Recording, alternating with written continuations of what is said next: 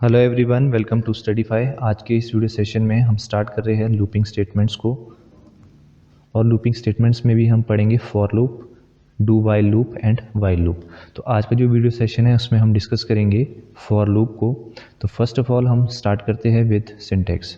तो जो for loop का सिंटैक्स है इसमें हम कीवर्ड यूज़ करते हैं फॉर, और इसमें हम तीन एक्सप्रेशंस को यहाँ पर यूज़ करते हैं, एक्सप्रेशन 1, एक्सप्रेशन 2 एंड एक्सप्रेशन 3। और जितने भी यहाँ पर एक्सप्रेशंस हमने यूज़ किए हैं इनके बीच में हम सेमीकोलन का यहाँ पर यूज़ करते हैं इस तरह से। अब जो यहाँ पर एक्सप्रेशंस 1, 2 एंड 3 है इनमें हम अलग अलग चीज़ें यहाँ पर प्लेस करते हैं। फॉर एग्ज़ाम्पल जैसे एक्सप्रेशन 1 है, यहाँ पर हम क्या लिखते हैं, अपना जो वेरिएबल है उसको यहाँ पर इनिशियलाइज़ करते हैं। जो हमारा एक्सप्रेशन 2 है यहाँ पर हम अपने टेक्स्ट एक्सप्रेशन यानी कि जो कंडीशन है उसको हम यहाँ पर प्लेस करते हैं। और जो एक्सप्रेशन 3 है यहाँ पर हम अपनी जो अपडेट स्टेटमेंट है उसको यहाँ पर हम लिखते हैं। अपडेट स्टेटमेंट में हम यहाँ पर इंक्रीमेंट कर सकते हैं या फिर डिक्रीमेंट का हम यहाँ पर यूज़ कर सकते हैं। और फॉर लूप के अंदर जो भी कोड आपको एग्जीक्यूट करना है उसको हम यहाँ पर प्लेस करते हैं। तो ये था हमारा general syntax of for loop. अब हम फ्लो चार्ट से इसको समझते हैं। सबसे पहले हम यहाँ पर इनिशियलाइज़ करते हैं अपने वेरिएबल को, और उसके बाद जो भी हमारी यहाँ पर कंडीशन है उसको हम यहाँ पर प्लेस करते हैं। अगर वो कंडीशन आपकी ट्रू है तो जो भी आपने कोड यहाँ पर दिया है वो यहाँ पर एग्जीक्यूट हो जाएगा। जैसे ही वो कोड एग्जीक्यूट होता है उसके बाद आपका कंट्रोल कहाँ जाता है, एक्सप्रेशन 3 में, यानी कि अपडेट एक्सप्रेशन में, जहाँ पर आप इंक्रीमेंट या फिर डिक्रीमेंट करते हैं। और ये लूप कब तक आपका चलेगा, जब तक आपकी जो टेस्ट कंडीशन है यहाँ पर ये फॉल्स नहीं हो जाती। जैसी टेस्ट कंडीशन आपकी फॉल्स होगी आपका कंट्रोल फॉर लूप से यहाँ पर बाहर आ जाएगा। ठीक है, तो इस तरह से काम करता है आपका फॉर लूप। एक जनरल एग्जांपल से हम फॉर लूप को यहाँ पर समझते हैं। सबसे पहले हमने इंक्लूड की अपनी हेडर फाइल, मेन फंक्शन हमने यहाँ पर यूज़ किया, एक वेरिएबल हमने इनिशियलाइज़ किया आई नेम से, और यहाँ पर हमने अपनी फॉर लूप को यूज़ किया। अब फॉर लूप का सिंटैक्स क्या था, फॉर लूप सबसे पहले हम क्या करते थे, इनिशियलाइज, ठीक है, और उसके बाद सेमीकोलन, उसके बाद हम देते थे यहाँ पे कंडीशन, उसके बाद फिर से सेमीकोलन, और फिर लिखते हैं हम एक्सप्रेशन 3 जहाँ पर हम करते हैं इंक्रीमेंट या फिर डिक्रीमेंट। तो यहाँ पर हमने क्या किया, फॉर लूप का यूज़ किया, आई को हमने यहाँ पर इनिशियलाइज़ किया, और यहाँ पर हमने एक कंडीशन दी I is less than equals to 10, और यहाँ पर हमने किया आई प्लस प्लस, और उसके बाद जो भी हमने प्रिंट करवाना है वो हमने यहाँ पर स्टेटमेंट लिखी। तो किस तरह से ये काम करेगा, सबसे पहले आई की वैल्यू कितनी है 1, उसके बाद हमारी यहाँ पर कंडीशन चेक होगी I is less than equals to 10। तो अभी हमारी आई की वैल्यू कितनी है 1, और कंडीशन क्या है 1 is less than equals to 10। ये कंडीशन कैसी है आपकी, ट्रू। तो आपकी कंडीशन ट्रू है तो आपकी जो स्टेटमेंट है वो यहाँ पर प्रिंट हो जाएगी। तो आपका जो आउटपुट है वो किस तरह से यहाँ पर आएगा, आउटपुट में आपका क्या आ जाएगा 1। ठीक है, इसके बाद आपका कंट्रोल कहाँ जाता है, जो आपका एक्सप्रेशन 3 है, अपडेट स्टेटमेंट यानी कि इंक्रीमेंट और डिक्रीमेंट, वहाँ पर आपका कंट्रोल चला जाएगा। इसके बाद अब आई की वैल्यू यहाँ पर कितनी बन जाएगी, यहाँ पर थी 1, अब आई की वैल्यू हो जाएगी यहाँ पर 2। ठीक है, उसके बाद फिर से लूप आपका काम करेगा, आई की वैल्यू कितनी है अब 2, उसके बाद सेकंड कंडीशन चेक होगी 2 is less than equals to 10। तो ये भी कैसा है आपका ट्रू। तो आपका आउटपुट स्क्रीन पे प्रिंट हो जाएगा 2। ठीक है, उसके बाद दोबारा कंट्रोल कहाँ जाएगा, आई प्लस प्लस, आई की वैल्यू यहाँ पर कितनी होगी 3, और फिर से चेक होगी 3 is less than equals to 10। तो ये कंडीशन कैसी है आपकी ट्रू। तो आपका क्या प्रिंट हो जाएगा, आई की वैल्यू कितनी 3, और उसके बाद फिर से कंट्रोल कहाँ जाएगा आई प्लस प्लस, तो आई की वैल्यू यहाँ पर कितनी होगी 4। तो इस तरह से काम करेगा ये। तो ये कब तक आपका लूप चलेगा, जब तक आपकी आई की वैल्यू कितनी ना हो जाए 10। तो आपकी आउटपुट क्या होगी 1 2 3 4 5 6 7 8 9 10।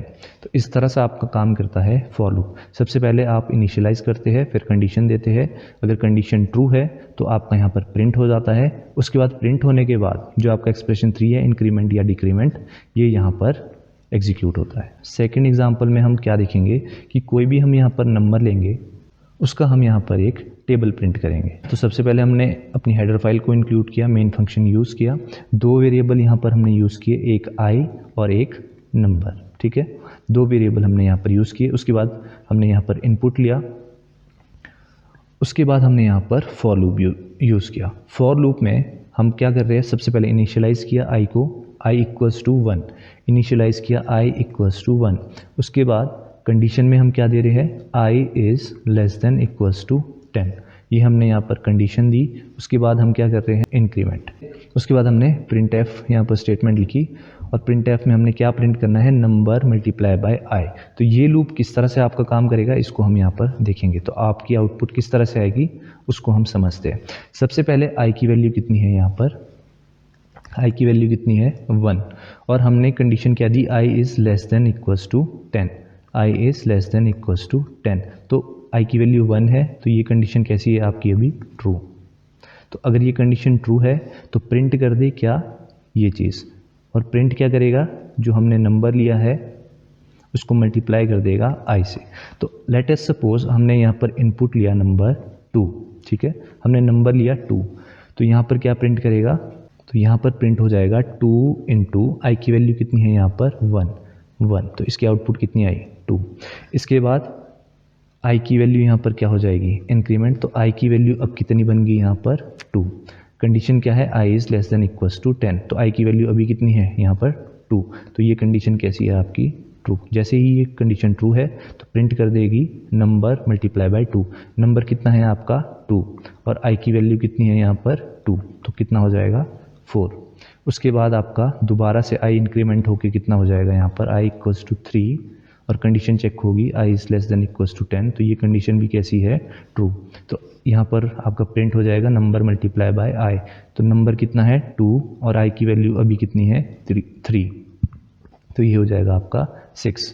तो ये कंडीशन कब तक आपकी चलेगी, जब तक आपकी आई की वैल्यू कितनी हो जाती है, I is less than equals to 10। 2 multiply by 10 आपका हो जाएगा यहाँ पर 20। अब जैसे ही आई की वैल्यू कितनी होती है, आई प्लस प्लस करके 11, तो आपकी कंडीशन चेक होगी I is less than equals to 10। तो आई की वैल्यू कितनी बन गई है 11 और लेस देन इक्वल्स टू 10, तो ये कंडीशन कैसी होगी आपकी, फॉल्स। तो जैसे ही आपकी यहाँ पर कंडीशन फॉल्स होगी तो आपका जो कंट्रोल है वो यहाँ पर फॉर लूप से बाहर आ जाएगा। तो इस तरह से हम प्रिंट करते हैं किसी भी नंबर का टेबल।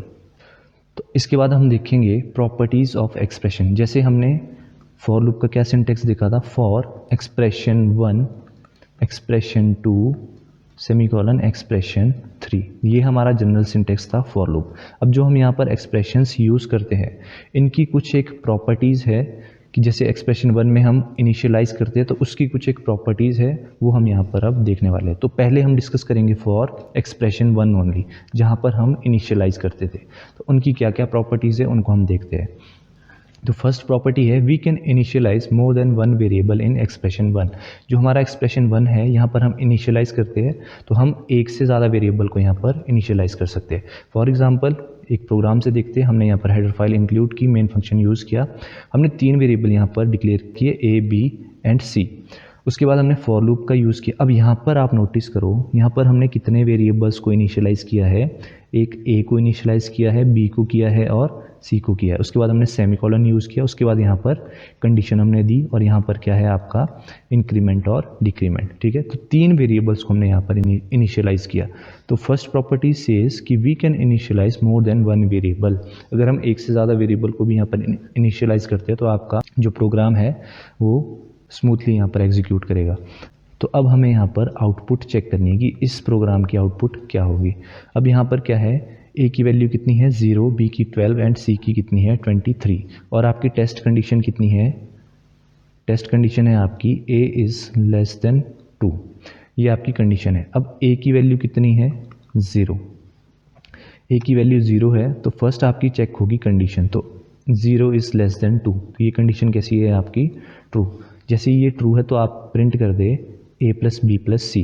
तो a की वैल्यू कितनी है 0, b की वैल्यू कितनी है यहाँ पर 12, c की वैल्यू कितनी है 23। तो ये प्रिंट होके कितनी वैल्यू आ जाएगी आपकी 35।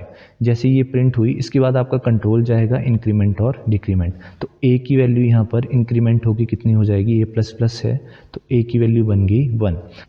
अब आपकी जो कंडीशन है वो फिर से यहाँ पर चेक होगी, तो a की वैल्यू कितनी है 1, तो 1 इज़ लेस देन 2, तो ये कंडीशन भी कैसी है ट्रू। तो अगर कंडीशन ट्रू है तो फिर से प्रिंट कर दे a प्लस बी प्लस सी। पर अब a की वैल्यू कितनी है 1 और b की कितनी है, b की सेम रही, c की भी यहाँ पर सेम रही, तो ये कितनी हो जाएगी आपकी 36। इसके बाद जैसे ये प्रिंट हुई कंट्रोल दोबारा गया इंक्रीमेंट और डिक्रीमेंट पे, a की वैल्यू कितनी हो गई अब यहाँ पर 2, और आपकी कंडीशन है a इज़ लेस देन 2, तो 2 इज़ लेस देन 2, ये कंडीशन कैसी होगी आपकी? फॉल्स। तो आपका जो कंट्रोल है वो फॉर लूप से यहाँ पर बाहर आ जाएगा। तो मतलब आपका जो आउटपुट है वो कितना आ जाएगा? 35, 36। ठीक है, आई होप आपको यहाँ पर समझ आई होगी प्रॉपर्टी 1 फॉर एक्सप्रेशन 1।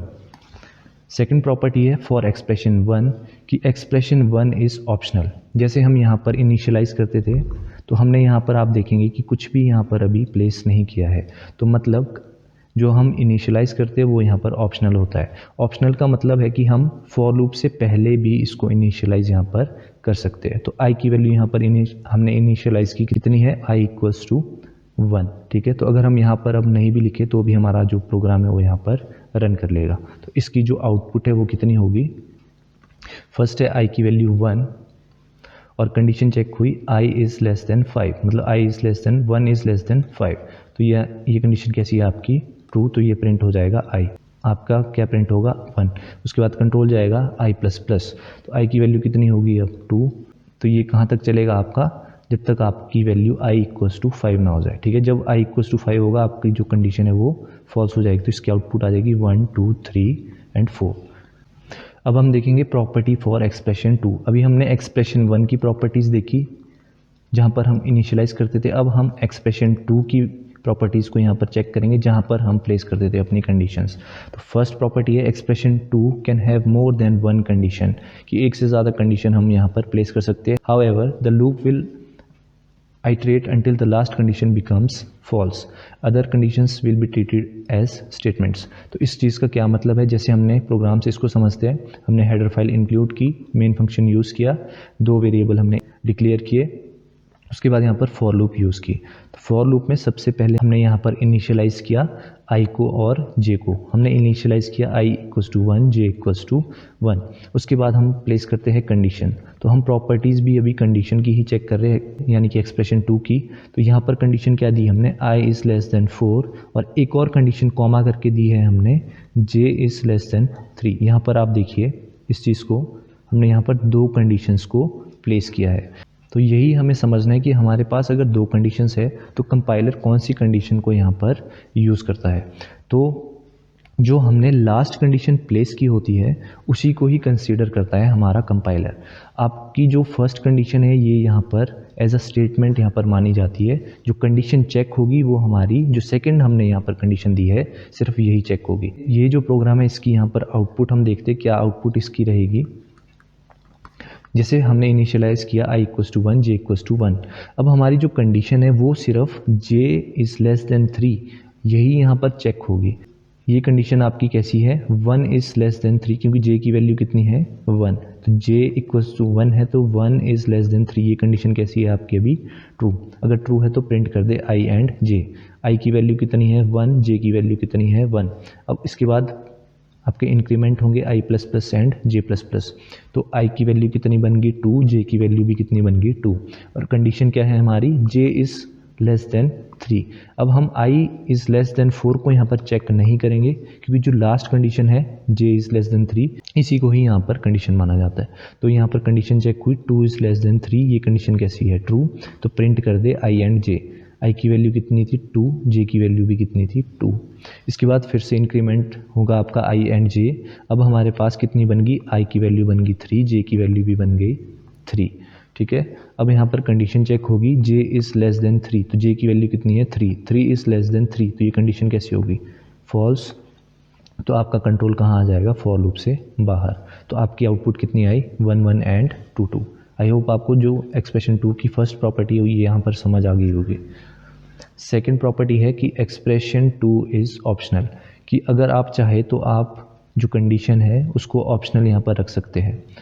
अब हमने यहाँ पर क्या किया? देखो आई को इनिशियलाइज़ किया 0 और कंडीशन में हमने यहाँ पर कुछ भी प्लेस नहीं किया, और उसके बाद हमने यहाँ पर इंक्रीमेंट डिक्रीमेंट का यूज़ किया। तो हमारी जो आउटपुट है इस प्रोग्राम की वो क्या होगी?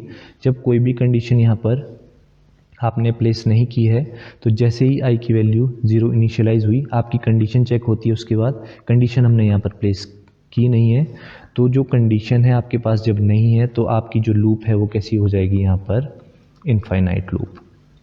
कि आपके कंपाइलर को पता ही नहीं है कि कब तक आपकी जो लूप है उसको चलाना है, तो वो इनफाइनाइटली यहाँ पर चलाता रहेगा क्योंकि आपके पास एक स्पेसिफिक कंडीशन यहाँ पर नहीं मिलेगी। नेक्स्ट हम डिस्कस करेंगे एक्सप्रेशन 3 की यहाँ पर प्रॉपर्टीज़ को। एक्सप्रेशन 3 की प्रॉपर्टीज़ क्या है? We can update more than one variable at the same time, कि हम एक साथ जो है एक या फिर दो वेरिएबल्स को इंक्रीमेंट या फिर डिक्रीमेंट यहाँ पर कर सकते हैं। आपका एक्सप्रेशन 3 कहाँ पर है? देखो एक्सप्रेशन 3 में हम इंक्रीमेंट और डिक्रीमेंट करते हैं, तो आई प्लस प्लस एंड यहाँ पर हमने किया है जे इक्वल्स टू जे प्लस 2, मतलब एक साथ आपने दो वेरिएबल्स को यहाँ पर इंक्रीमेंट किया है। तो ये चीज़ हम यहाँ पर कर सकते हैं। तो हम यहाँ पर आउटपुट इस प्रोग्राम की यहाँ पर देखेंगे, तो आउटपुट क्या होगी? हमने दो वेरिएबल्स इनिशियलाइज़ किया, आई की वैल्यू है 0 एंड जे की वैल्यू है यहाँ पर 2। इसके बाद हम कंडीशन देखते हैं। कंडीशन क्या है हमारी?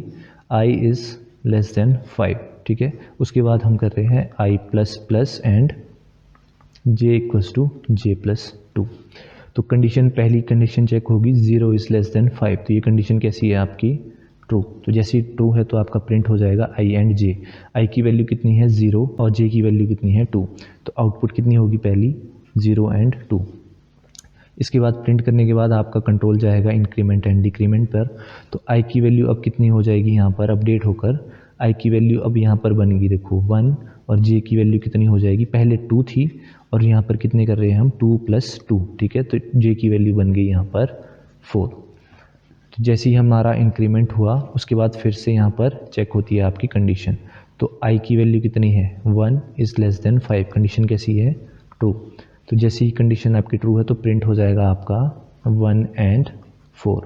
उसके बाद फिर से इंक्रीमेंट होगा आपका, तो इंक्रीमेंट होके अब i की वैल्यू कितनी हो जाएगी? यहाँ पर 2 और j की हो जाएगी यहाँ पर 6। तो जैसे इंक्रीमेंट हुआ आपकी कंडीशन चेक होगी i इज़ लेस देन 5, तो i की वैल्यू कितनी है? 2 इज़ लेस देन 5, ये कंडीशन भी कैसी है आपकी? ट्रू। तो अगर ट्रू है तो प्रिंट हो जाएगी आपकी ये वैल्यू 2 एंड 6, ठीक है। उसके बाद आपकी फिर से इंक्रीमेंट होके i की वैल्यू बन गई अब 3 और आपकी जो j की वैल्यू है वो बन गई यहाँ पर 6 प्लस 2 यानी कि 8। तो इसके बाद फिर से कंडीशन चेक होगी 3 इज़ लेस देन 5, तो ये आपकी ये कैसी है? ट्रू। तो आपका प्रिंट हो जाएगा 3 एंड 8। फिर से इंक्रीमेंट होगी आपकी इसकी वैल्यू, i की वैल्यू बन गई 4 और इसकी वैल्यू बन गई 8 प्लस 2 यानी कि 10। तो ये कंडीशन आपकी प्रिंट हो जाएगी 4 एंड 10। उसके बाद आपकी अब i की वैल्यू कितनी बन गई यहाँ पर? 5। अब यहाँ पर कंडीशन चेक होगी 5 इज़ लेस देन 5, तो ये कंडीशन कैसी है? फॉल्स। तो आपका कंट्रोल यहाँ पर फॉर लूप से बाहर आ जाएगा। तो आपकी आउटपुट क्या आई? ये चीज़। इसके बाद नेक्स्ट प्रॉपर्टी देखते हैं कि if we don't use increment and decrement in expression 3 your loop become infinite. अगर हम इंक्रीमेंट और डिक्रीमेंट का यूज़ ना करें तो आपकी जो लूप है वो कैसी बन जाएगी? इनफाइनाइट। कैसे? i की वैल्यू यहाँ पर इनिशियलाइज़ की 0, j की वैल्यू इनिशियलाइज़ की 2। अब हमने यहाँ पर इनिशियलाइज़ कर लिया, तो यहाँ पर हमने इनिशियलाइज़ नहीं किया है। सेकंड हमने कंडीशन दी है i is less then 4 and j is less then 3। तो यहाँ पर कौन सी कंडीशन मानी जाएगी? जो लास्ट कंडीशन है, j इज़ लेस देन 3। तो कब तक आपकी कंडीशन यहाँ पर चेक होगी? जब तक j की वैल्यू 3 से कम है, ठीक है। उसके बाद हमने यहाँ पर ना तो इंक्रीमेंट का यूज़ किया है ना हमने डिक्रीमेंट का यूज़ किया है। तो जैसे फर्स्ट कंडीशन यहाँ पर चेक हुई कि j की वैल्यू कितनी है? 2, तो 2 इज़ लेस देन 3, तो ये कंडीशन कैसी है आपकी? ट्रू। तो जैसे ही ट्रू है तो प्रिंट कर देगा i एंड j। तो चलो फर्स्ट इंस्टांस में तो हमने प्रिंट कर लिया 0 एंड 2। अब हमारे पास क्या होता था? यहाँ से प्रिंट होने के बाद इंक्रीमेंट और डिक्रीमेंट होता था। तो यहाँ पर हमने ना इंक्रीमेंट किया है ना यहाँ पर डिक्रीमेंट किया, तो हमारी जो लूप है वो कैसी बन गई अब? इनफाइनाइट। तो आई होप आपको जितनी भी यहाँ पर प्रॉपर्टीज़ है और जो मैंने फॉर लूप के कॉन्सेप्ट्स है including syntax and flow chart वो आपको यहाँ पर समझ आ गए होंगे। तो आज के सेशन में हमने फॉर लूप को यहाँ पर समझा और जो नेक्स्ट वीडियो लेक्चर रहेगा उसमें हम समझेंगे वाइल लूप को, ठीक है। तो that's all for today's lecture and thank you so much.